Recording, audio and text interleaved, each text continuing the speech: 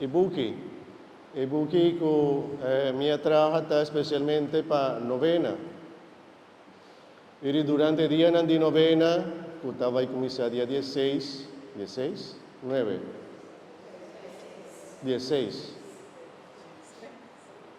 16, tem oração de dia de novena, tem explicação de signo que nós temos durante nossa temporada de Advento, que significa crans de Advento, que significa luz, que tem explicação de Kersbund, de alguma coisa interessante, mas tem oração durante todo o dia de novena, tem meditação riba Evangelho de todo dia de novena, tem uma meditação cortico de todo dia de novena, de palavra de Deus, tem algum tips para você meditar, tem alguma ideia para você na casa junto com a família, a ideia é de maneira guia para você rezar durante o dia de novena e para nós sacar mais proveito de dia que está dia bendição para nós.